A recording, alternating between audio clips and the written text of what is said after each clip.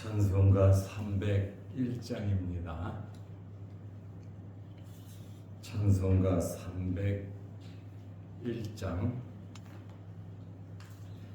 지금까지 지내온 것 주의 크신 은혜라. 아니 없는 주의 사랑 어찌로 말하랴. 자나깨나 주의 손이 항상 살펴주시고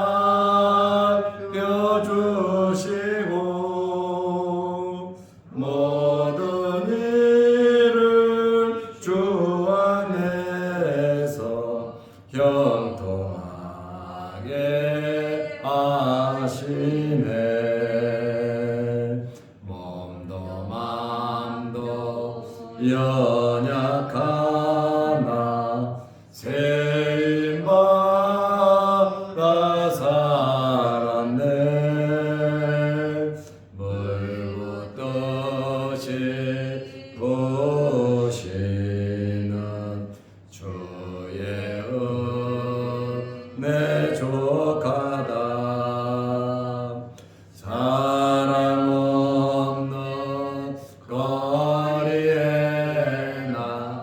험한 산길 헤맬 때 주의 손을 굳게 잡고 찬송하며 가리라.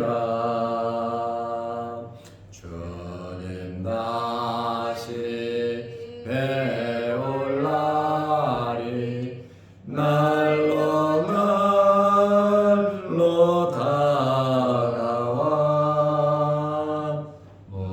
무거운 짐 주께 맡겨 벗을 날도 멀잖네. 나를 위해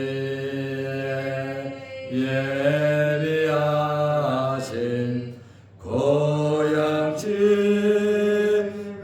돌아가 아버지의 품 안에서 영원토록 살리라. 사도신경으로 우리의 신앙을 고백하겠습니다. 전능하사 천주를 만드신 하나님 아버지를 내가 믿사오며 그 외아들 우리 주 예수 그리스도를 믿사오니 이는 성령으로 잉태하사 동정녀 마리아에게 나시고 본디오 빌라도에게 고난을 받으사 십자가에 못 박혀 죽으시고 장사한 지 사흘 만에 죽은 자 가운데서 다시 살아나시며 하늘에 오르사 전능하신 하나님 우편에 앉아 계시다가 저리로서 산 자와 죽은 자를 심판하러 오시리라. 성령을 믿사오며 거룩한 공예와 성도가 서로 교통하는 것과 죄를 사하여 주시는 것과 몸이 다시 사는 것과 영원히 사는 것을 믿사옵나이다. 아멘. 하나님의 말씀 요한복음 8장 26절에서 30절 말씀까지 보겠습니다. 내가 너희에게 대하여 말하고 판단할 것이 많으나 나를 보내신 이가 참되심에 내가 그에게 들은 그것을 세상에 말하노라 하시되 그들은 아버지를 가리켜 말씀하신 줄을 깨닫지 못하더라. 이에 예수께서 이르시되 너희가 인자를 든 후에 내가 그인 줄을 알고 또 내가 스스로 아무것도 하지 아니하고 오직 아버지께서 가르치신 대로 이런 것을 말하는 줄도 알리라. 나를 보내신 이가 나와 함께 하시도다. 나는 항상 그가 기뻐하시는 일을 행함으로 나를 혼자 두지 아니하셨느니라. 이 말씀을 하심에 많은 사람이 믿더라. 아멘. 30절 말씀까지 보았습니다. 오늘은 광복 79주년입니다. 일제의 아주 잔혹한 압박에서 해방된 날입니다. 우리는 이러한 광복을 맞이하였음에 하나님께 감사드리며 이제는 우리가 죄에 대해서 우리 민족이 해방을 받아야 하고 진리 대신 예수 그리스도를 통해서 이 민족이 자유로워지시기를 바랍니다. 예수님께서 말씀을 전하시니까 그 말씀을 듣고 유대인들이 자살하려는가? 예수님을 가리켜 자살한다고 말을 합니다. 이 말은 예수님을 조롱하고 예수님을 비웃는 그러한 말입니다. 그럼에도 불구하고 예수님께서는 계속해서 하나님의 말씀을 증거하셨습니다. 그들이 이해를 하든 이해를 하지 않든 믿든지 믿지 않든지 듣든지 안 듣든지 예수님께서는 진리를 계속해서 말씀하셨습니다. 요한복음 8장 26절에 내가 너희에게 대하여 말하고 판단할 것이 많으나 하고 싶은 말도 많고 너희가 판단받을 일들도 참 많다. 이러한 의미로 예수님께서 말씀하셨습니다. 유대인들은 아브라함의 자손들이잖아요. 야곱의 12지파고 또 아브라함의 언약을 받은 특별한 민족입니다. 그렇다고 하면 하나님도 잘 알고 하나님의 말씀도 알고 예수 그리스도를 알고 예수 그리스도를 믿고 신뢰해야 하는데 그들이 엉터리다 그 말이에요. 그러다 보니까 예수님께서 내가 할 말도 많고 판단할 것이 많으나 안 하겠다는 거죠. 나를 보내신 이가 참되심에 하나님을 바라본 겁니다. 내가 그에게 들은 그것을 세상에 말하노라 하시되 그렇다 할지라도 유대인들이 받아들이지 않는다 할지라도 하나님의 말씀을 계속 전하겠다. 아버지께 들은 것을 내가 그대로 말하니까 기회를 주니까 빨리 듣고 깨닫고 회개하고 돌아오라고 하는 그런 의미가 강하게 내포되어 있습니다. 그렇지만 이 사람들은 아버지의 말씀, 예수님의 그 강곡한 말씀을 깨닫지 못했습니다. 요한복음 8장 27절에 그들은 아버지를 가리켜 성부 하나님에 대해서 직접적으로 예수님께서 보고 느끼고 체험하고 들은 말씀을 그대로 전달함에도 불구하고 깨닫지 못하더라. 이 사람들이 예수님의 말씀을 듣고 깨닫지 못한 것은 예수님의 말씀이 부족하고 증거가 부족해서가 아니라 그들의 완고함 때문에 그렇습니다. 그리고 그들은 잘못된 성경관, 잘못된 신앙관을 가지고 있기 때문에 자기 마음속에 잘못된 것을 가득 채워 놓으니까 예수님의 그 놀라운 말씀, 은혜로운 말씀을 받아들일 수가 없었다는 거예요. 마음속에 온갖 쓰레기로 가득 차버리고 허영과 허식으로 잘못된 교만된 마음으로 말씀을 가지고 있으니까 참된 진리의 말씀을 받아들일 수가 없었다고 하는 말씀입니다.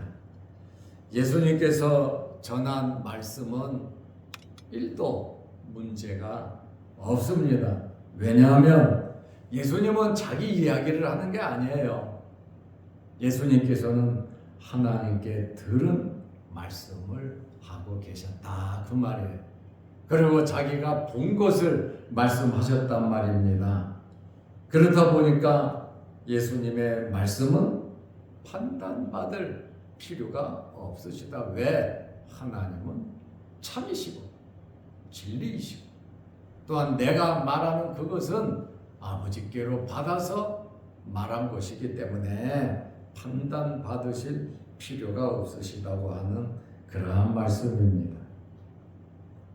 예수님의 말씀은 계속 이어가면서 나중에는 후에는 내가 누군지 알 것이다. 지금은 도무지 몰라도 후에는 좀 알 것이다. 이렇게 말씀을 하십니다. 요한복음 8장 28절에 이에 예수께서 이르시되 너희가 인자를 둔 후에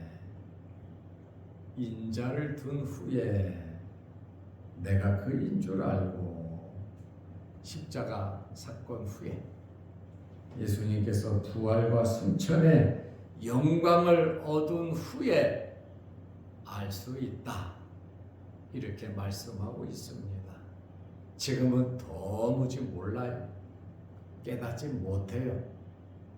그렇지만 그 중에서도 하나님의 택한 백성들, 또 긍정적인 사람들, 잘 몰랐지만 십자가 사건 후에는 알 수 있다. 이렇게 말씀을 하고 있습니다.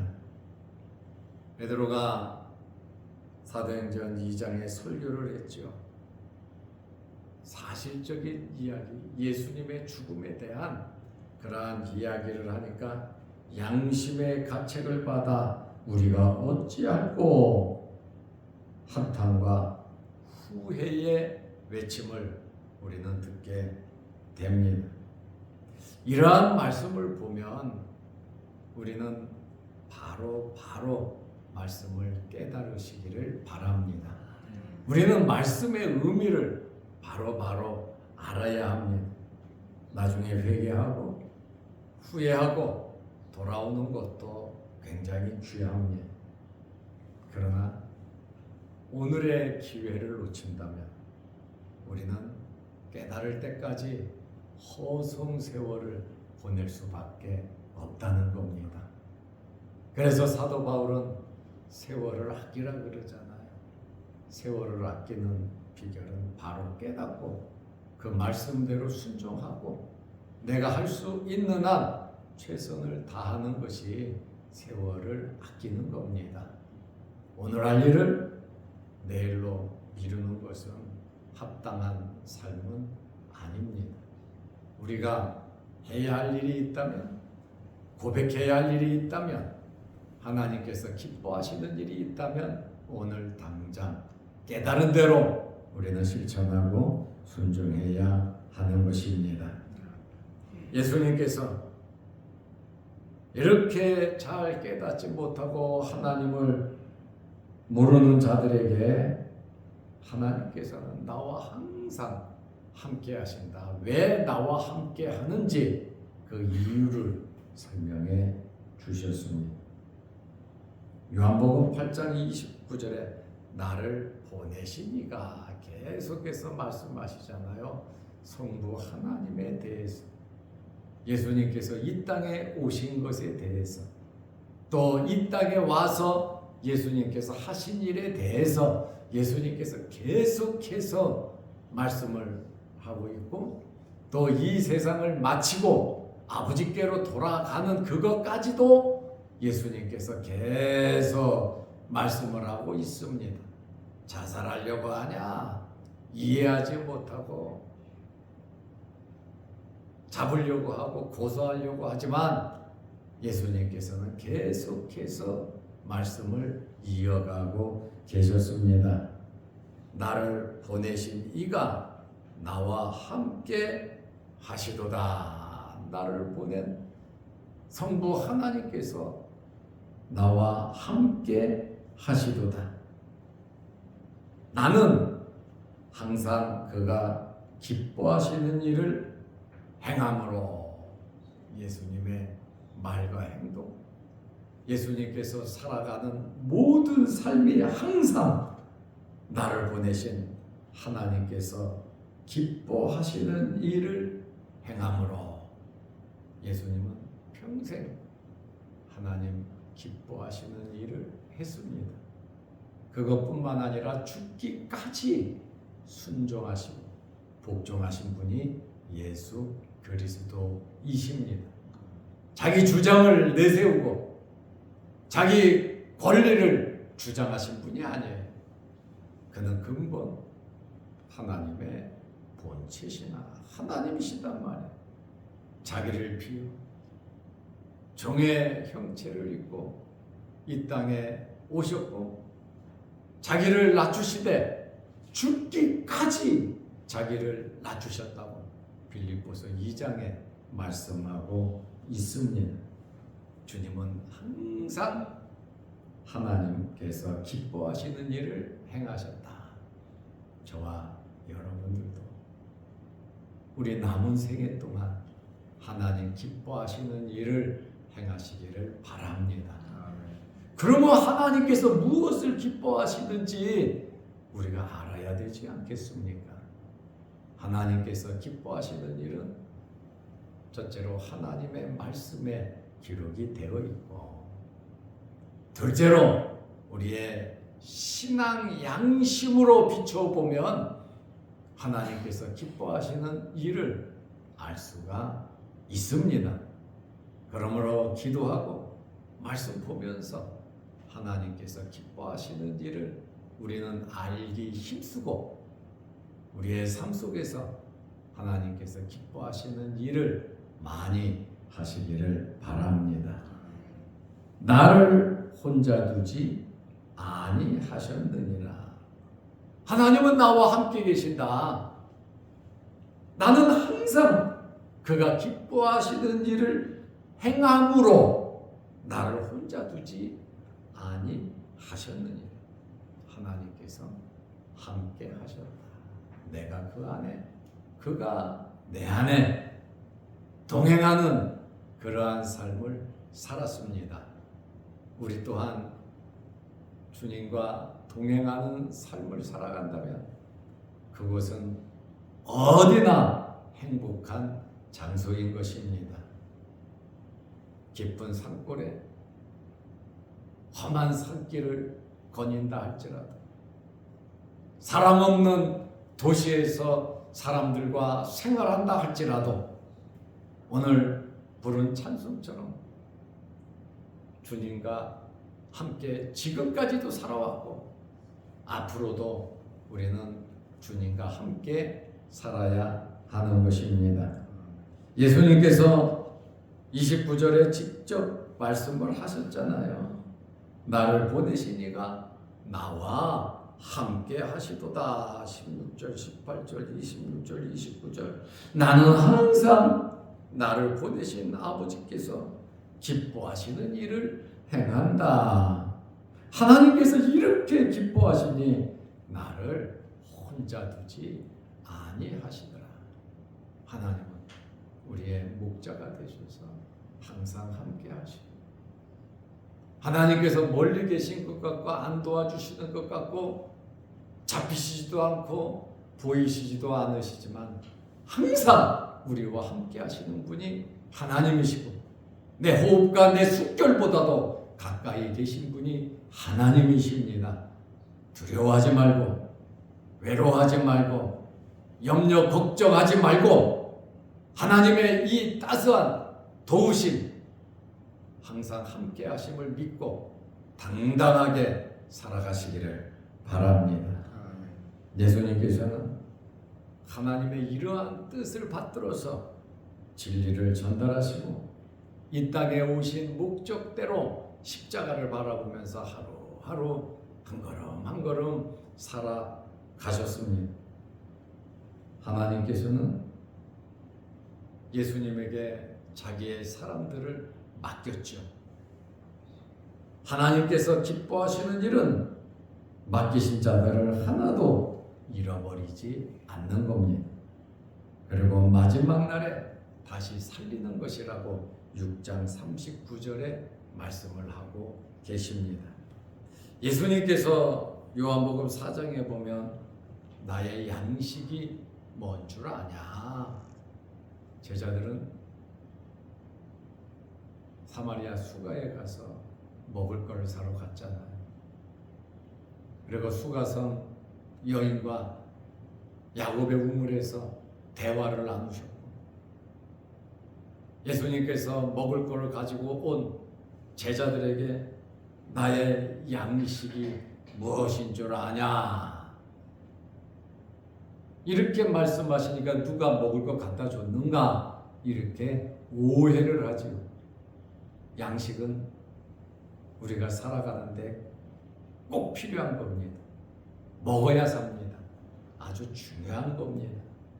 예수님의 아주 중요한 양식은 요한복음 4장 34절에 나를 보내신 이의 뜻을 행하며 나를 보내신 이 여기서도 나를 보내신 이 그러잖아요. 성부 하나님의 뜻을 행하며 그 일을 온전히 이루는 것이다 이렇게 말씀을 하셨습니다. 하나님께서 우리를 부르신 목적에 맞게 죄와 허물로 죽었던 우리들을 예수 그리스도의 십자가의 보혈로 우리를 죄를 용서하시고 하나님의 아들 딸 삼은 목적이 있지 않겠습니까? 하나님의 나라에 데려가는 그 목적이 있지 않으시겠습니까? 하나님 기뻐하시는 일, 예배드리는 일, 찬양하는 일, 하나님의 영광을 위한 일, 그의 나라와 그의 의를 구하는 그러한 삶이 우리는 이어져야 하는 겁니다. 아무리 세상에서 먹고 사는 일이 바쁘다 할지라도 아무리 위급하고 급하고 중요한 일이 있다 할지라도 하나님께 예배드리는 것보다 더 중요한 일은 없습니다. 그러므로 우리는 모든 삶 속에서 내가 무엇을 하든지 하나님 기뻐하시는 일 행하시기를 바랍니다. 예수님께서 끊임없이 말씀을 하시니까 결론이 뭡니까? 요한복음 8장 30절에 이 말씀을 하심에 많은 사람이 믿더라. 끊임없이 진리를 말씀하니까 마음문들이 열리면서 많은 사람들이 믿었다. 예수님의 교훈을 듣고 지지하는 자들이 많아졌다. 그 말입니다. 그러나 성경을 계속해서 보면 이 사람들이 확실하게 메시아로 믿은 것은 아니에요. 기분과 감정으로 긍정적으로 믿었죠. 그러나 나중에 인자가 든 후에 확고하게 이러한 믿음과 신앙이 들어가는 겁니다. 그래서 믿음은 들음에서 나기 때문에 누구든지 하나님의 말씀을 들으면 그것이 언제 싹이 날는지는 몰라요. 하나님께서 하시는 일이거든요. 예수님처럼 하나님 기뻐하시는 일, 말씀 전하는 일, 예수 그리스도를 소개하는 일, 하나님의 일이 뭡니까? 예수 그리스도를 믿는 것이 하나님의 일입니다. 그러므로 예수 그리스도를 믿음으로 행하는 모든 일이 하나님의 일이다 그 말입니다. 그러니까 우리는 하나님의 일을 하는 사람들, 하나님의 동역자임을 알고 힘차게 하나님 기뻐하시는 일 행하시기를 바랍니다. 기도하겠습니다. 하나님 아버지, 일제의 36년간의 엄청난 압박 가운데에서 우리 민족의 언어가 말살이 되고 문화가 말살이 되고 한국말 글이 말살되고 많은 종교인들이, 많은 이 민족의 사람들이 얼마나 많이 죽고 박해를 받았는지 모릅니다. 일제강점기 때 한국 교회도 엄청나게 많은 핍박을 받았고 신사 참배까지 결의하는 엄청난 죄를 하나님께 범하기도 했습니다. 그러나 하나님께서 79주년 광복절을 허락해 주시고 이제는 우리가 죄에서 해방되고 예수 그리스도의 진리로 자유로워질 수 있는 이 나라 대한민국이 되게 하옵소서. 우리 또한 예수 그리스도로 진리로 자유로운 삶을 살아가는 저희들 되게 하옵소서. 예수님께서 끊임없이 이 땅에 오신 목적대로 하나님의 말씀을 전한 것처럼 나는 항상 그가 기뻐하는 일을 행함으로 나를 혼자 두지 아니하셨다는 이 말씀을 우리 마음비에 새기고 우리들 또한 하나님의 말씀대로 하나님께서 기뻐하시는 일을 행함으로 하나님의 역사를 이루어가는 저희들 되게 하옵소서. 무더위에 건강 허락하여 주시고 각 성도들의 여러 가지 기도 제목마다 하나님께서 들어주시고 응답하여 주옵소서.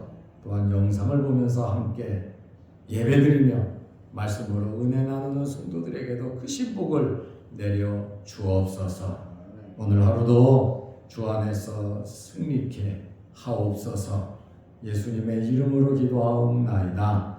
아멘. 하늘에 계신 우리 아버지여, 이름이 거룩히 여김을 받으시오며 나라의 마옵시며 뜻이 하늘에서 이룬 것 같이 땅에서도 이루어지이다.